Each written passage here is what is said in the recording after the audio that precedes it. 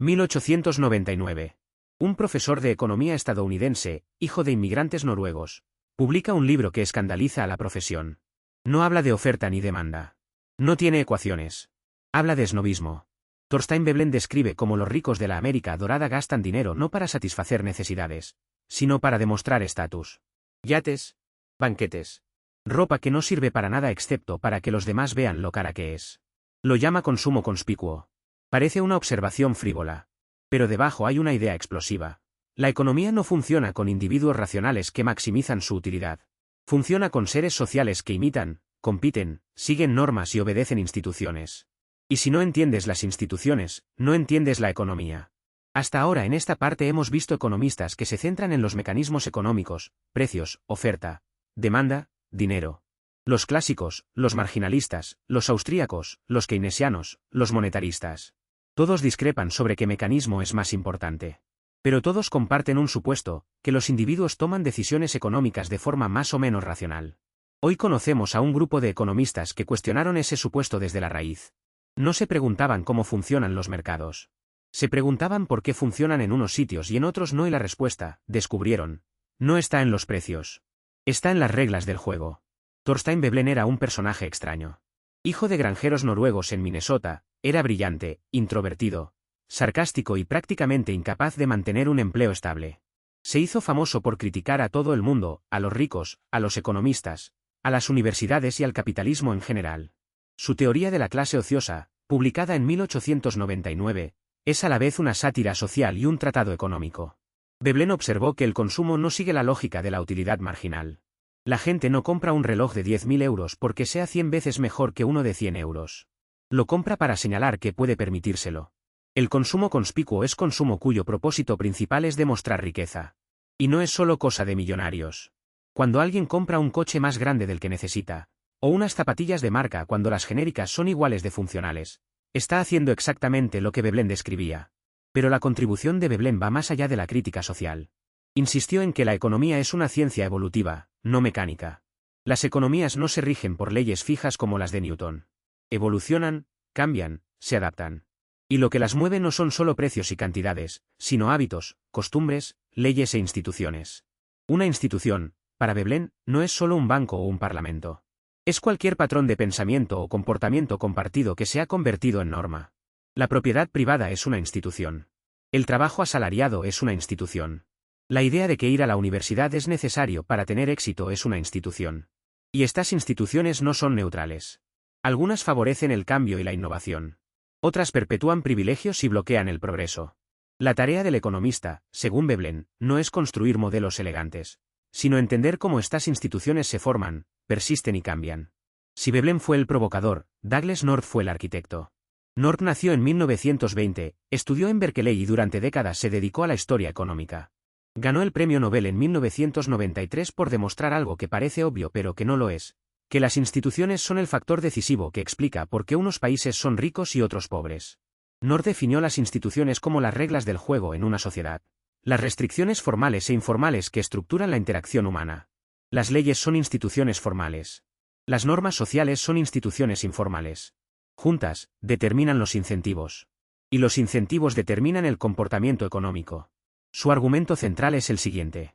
Dos países pueden tener los mismos recursos naturales, la misma tecnología disponible, la misma población. Y uno puede ser próspero y el otro miserable.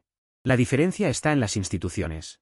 Si un país tiene un sistema legal que protege la propiedad privada, que hace cumplir los contratos, que limita la corrupción y que permite a cualquiera emprender un negocio, la gente invierte, innova y arriesga. Si un país tiene un sistema donde los poderosos confiscan la riqueza ajena, donde los contratos no valen nada, donde el soborno es la norma y donde emprender es un privilegio reservado a los conectados con el poder, la gente no invierte. ¿Para qué, si te lo van a quitar? North distinguía entre instituciones inclusivas, que distribuyen el poder y las oportunidades, e instituciones extractivas, que concentran el poder en una élite. Los países ricos tienden a tener instituciones inclusivas. Los pobres, extractivas. Y cambiar de unas a otras es extraordinariamente difícil, porque quienes se benefician de las instituciones extractivas luchan ferozmente por mantenerlas. Esta idea la desarrollaron después Daron Acemoglu y James Robinson en ¿Por qué fracasan los países?, publicado en 2012. Pero la semilla la plantó North. North también introdujo otra idea fundamental, los costes de transacción. No basta con que dos personas quieran intercambiar algo. Tienen que encontrarse, ponerse de acuerdo, verificar la calidad del producto, negociar el precio, redactar un contrato y asegurarse de que el otro cumple. Todo eso tiene un coste. Y ese coste puede ser tan alto que la transacción no se produce. Las instituciones existen, en buena parte, para reducir los costes de transacción. Un sistema legal que hace cumplir los contratos reduce la necesidad de vigilar personalmente a tu socio comercial. Una moneda estable reduce el coste de negociar el precio. Un registro de la propiedad reduce el riesgo de que alguien te dispute tu terreno. Cuando los costes de transacción son bajos, el comercio florece. Cuando son altos, se contrae. Y buena parte de la diferencia entre países ricos y pobres se explica por la diferencia en sus costes de transacción, que a su vez depende de sus instituciones. En 1968, el ecólogo Garrett Hardin publicó un ensayo que se haría famosísimo, La tragedia de los comunes.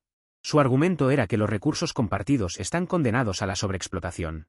Si un prado es de todos, cada pastor tiene incentivos para añadir una oveja más. Porque el beneficio es individual pero el coste se reparte entre todos. Resultado, el prado se destruye.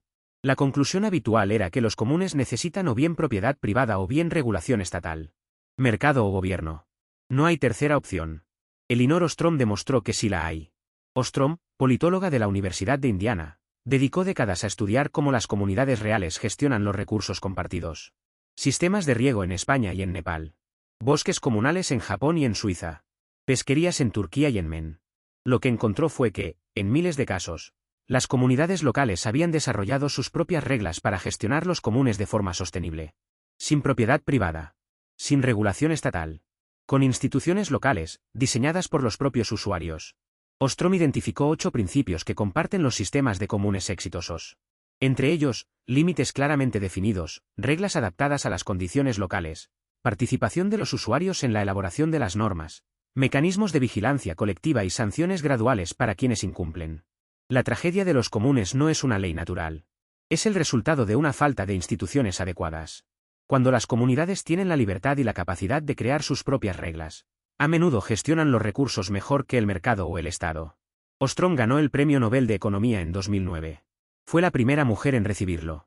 Y su trabajo es una de las contribuciones más importantes a la economía en las últimas décadas, porque demostró que la dicotomía mercado versus Estado es una falsa elección. Otra idea clave de la economía institucional es la dependencia del camino. Las decisiones tomadas en el pasado condicionan las opciones disponibles en el presente, aunque las circunstancias hayan cambiado completamente. El ejemplo clásico es el teclado QWERTY.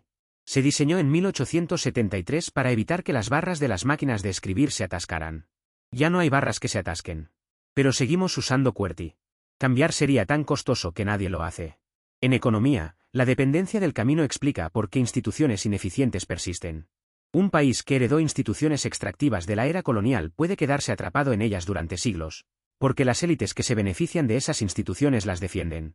Y cambiarlas requiere una coordinación social extraordinariamente difícil. La economía institucional tiene debilidades. Primera, es difícil de operacionalizar. Decir que las instituciones importan es una cosa. Medir exactamente cuánto importan, y cómo cambiarlas, es mucho más difícil. La economía institucional es mejor describiendo el mundo que prescribiendo políticas concretas. Segunda, hay un riesgo de circularidad. ¿Por qué es rico Corea del Sur? Por sus buenas instituciones. ¿Cómo sabemos que sus instituciones son buenas? ¿Por qué es rico? Este círculo vicioso no invalida la teoría, pero muestra la dificultad de establecer causas claras. Tercera, los institucionalistas a veces subestiman el papel de la geografía, el clima, la cultura y la suerte. Jared Diamond argumentó convincentemente que la geografía y la ecología explican parte de las diferencias entre civilizaciones. Jeffrey Sachs ha demostrado que factores como las enfermedades tropicales y el acceso al mar afectan profundamente al desarrollo. Las instituciones son importantes, pero no son el único factor.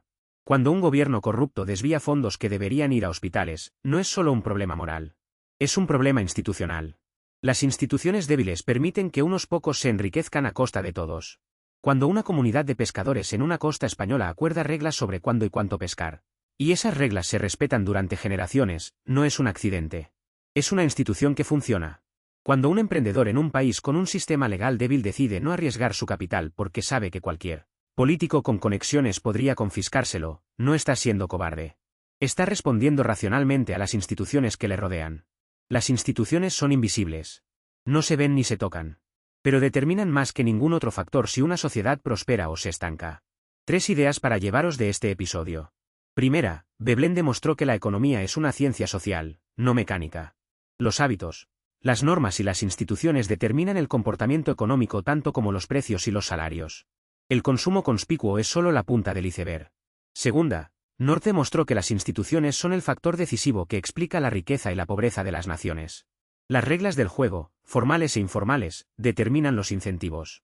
Y los incentivos determinan si una sociedad invierte, innova y prospera, o si se estanca. Tercera, Ostrom demostró que mercado y Estado no son las únicas opciones. Las comunidades pueden gobernar los recursos comunes de forma sostenible con sus propias instituciones. La tragedia de los comunes no es una ley natural. Es un fallo institucional. Los clásicos, Marx, los marginalistas, los austríacos, los keynesianos, los monetaristas, los institucionalistas. Todas estas escuelas, con todas sus diferencias, comparten un supuesto, que los seres humanos toman decisiones más o menos racionales, que calculan costes y beneficios, que maximizan su utilidad. Pero ¿y si eso no es cierto? ¿Y si los seres humanos son predeciblemente irracionales? ¿Y si nuestras decisiones económicas están llenas de sesgos, atajos mentales y errores sistemáticos? Un psicólogo israelí y un economista rebelde de Chicago van a demostrarlo. Y a cambiar la economía una vez más. Eso, la próxima vez.